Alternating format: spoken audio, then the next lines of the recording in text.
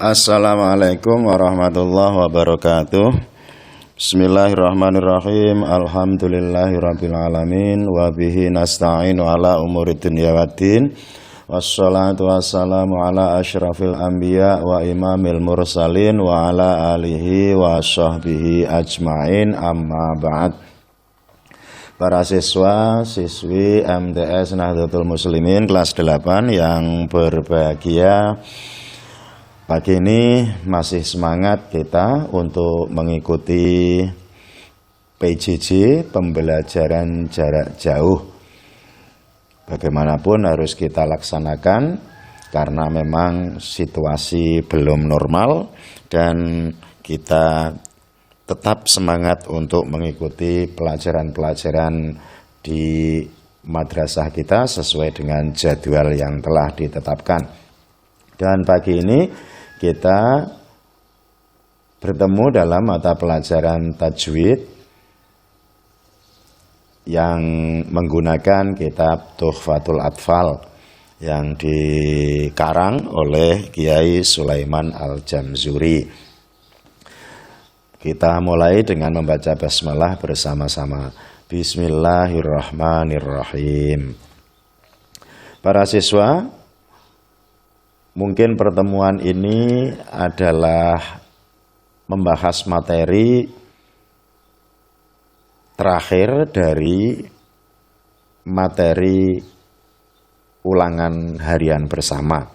Artinya bahwa kita sudah berjalan setengah semester, dan untuk ulangan harian bersama materinya sampai pada yang kita bahas kali ini. Oke, untuk materi kita ada sedikit materi tambahan dari apa yang sudah kita bahas, tetapi tidak ada kaitannya dengan hukum non mati atau tanwin yang sudah kita bahas yang lalu. Hanya sebagai tambahan ada istilah ikhfa bimaknal jadid. Tambahan ini adalah sebagai berikut: apabila ada huruf yang terletak di akhir kata atau akhir kalimah yang mati karena berhenti atau karena wakof, dan sebelum huruf yang mati tersebut berupa huruf yang berharokat sukun, serta hukum tersebut, hukum di akhir kata tersebut tidak bertasdid, maka bacaan seperti itu disebut bacaan ikhfa bimaknal jadid. Kalau diartikan, ikhfa itu menyamarkan, bimaknal jadid dengan arti yang baru, artinya tidak berhubungan dengan hukum non mati atau tanwin. Nah, jika terdapat bacaan seperti itu, maka cara membacanya adalah dengan suara yang lirih, hampir tidak terdengar suara dari huruf tersebut.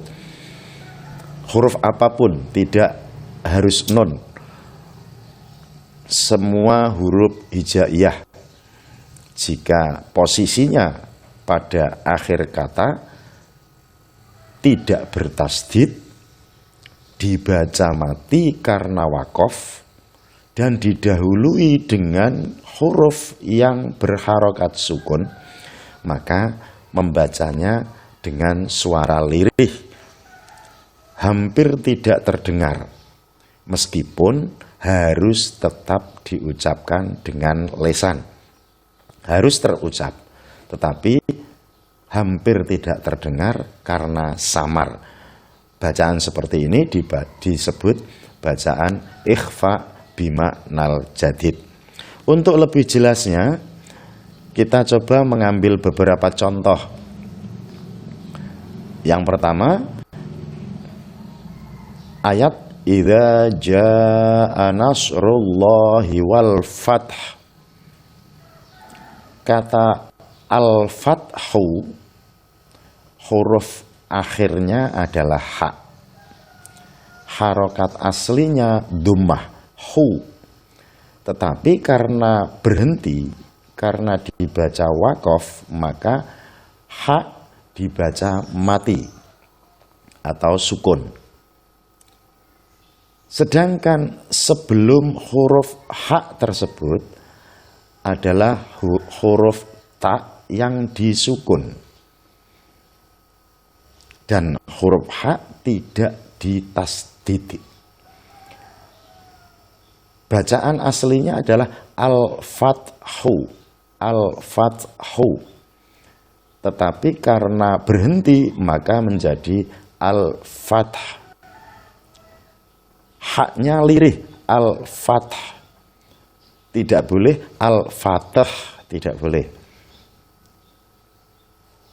Karena ini bacaan ikhfa bil jadid, bimaknal jadid, maka haknya lirih hampir tak terdengar, tapi tetap dibaca al-fatah. Contoh yang kedua, fasabbih bihamdi rabbika wastaghfir. Wastaghfir.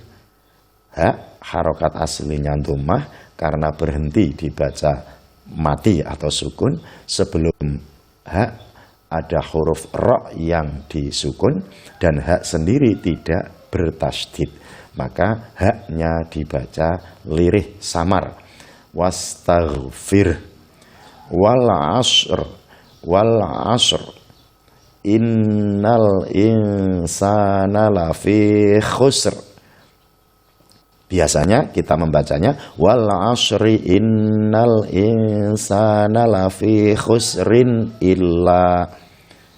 Biasanya seperti itu, tetapi kalau kita membacanya dengan waqaf, maka hukum ikhfa bimaknal jadid berlaku.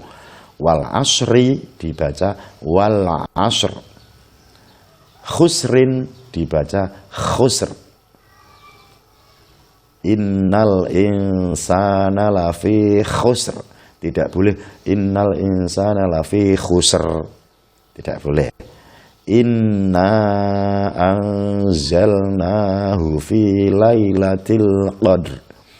Inna anzalnahu fi lailatul qadr. Al-qadr. Roknya tipis. Lirih hampir tidak terdengar. Oke, para siswa, itu sebagai tambahan, sebagai pengalaman, dan ini berlaku untuk huruf apapun dalam huruf hijaiyah yang posisinya pada akhir kata yang mati karena berhenti. Oke, para siswa, untuk pembahasan kita selanjutnya adalah hukum nun dan mim bertasydid. Untuk hukum nun mati dan tanwin sudah selesai kita bahas, idhar, idgham, iqlab, dan ikhfa. Sekarang bab berikutnya adalah ahkamun nuni wal mimil musyaddadataini. Hukum nun dan mim bertasydid. Bisa kalian buka halaman 10 di kitab Tuhfatul Atfal. Wa ghunna miman thumma nunan syuddida wa sammi kullan haru fa ghunnatin bada. Wa ghunna lan maca brengengeng sira. Maca brengengeng temenanan sira. Miman ing mim. Summa nunan mangko nuli nun. Syuddida kang den tasdid apa karone mim lan nun. Wasami lan ngaranana sira kulan ing saben-saben suwiji sangka mim lan nun ngarani harfa gunnatin ing aran huruf gunnah. Bada kang pertelo apa huruf. Artinya apabila ada nun atau mim yang ditasdid, maka harus dibaca mendengung. Mendengung atau berdengung dalam bahasa Arab disebut gunnah. Karena nun atau mim yang ditasdid dibaca berdengung, maka huruf nun atau mim yang ditasdid tersebut disebut huruf gunnah. Oke, kita coba pada contoh untuk nun dan mim musyaddadataini. Ada beberapa contoh. Pertama, inna a'dhainakal kautsar. Di sini ada nun ditasdid, maka membacanya harus berdengung selama 3 harokat atau 3 ketukan. Inna a'dhainakal kautsar. Inna. Berikutnya, qul a'udzu birabbin nas. Birabbin nas. Contoh berikutnya, wamra'atuhu hammalatal hatab. Wamra'atuhu hammalatal hatab. Contoh berikutnya, amma yatasaalun. Amma yatasaalun. Di sini nun ditasdid dan mim yang ditasdid harus dibaca berdengung. Pertanyaannya adalah, di dalam Al-Quran yang berharokat tasdid itu tidak hanya nun dan mim. Huruf-huruf yang lain juga ada yang ditasdid. Maka kesimpulannya, huruf selain nun dan selain mim yang ditasdid, membacanya tidak berdengung. Contoh lafal Allah, lamnya ditasdid, maka cukup Allah, tidak Allahu, tidak boleh berdengung.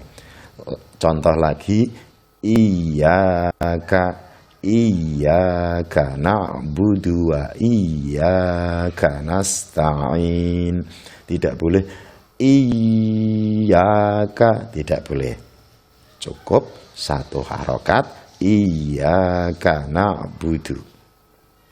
Para siswa, demikian untuk pembahasan kali ini, dan ini materi terakhir sebelum kita melaksanakan ulangan harian bersama. Maka nanti kalian belajarnya sampai batas ini. Oke para siswa, terima kasih atas perhatiannya dan semoga bermanfaat. Selamat melanjutkan aktivitas. Sehat-sehat selalu. Semoga mendapat berkah dari Allah Subhanahu wa taala. Wallahu a'lam bishawab. Assalamualaikum warahmatullahi wabarakatuh.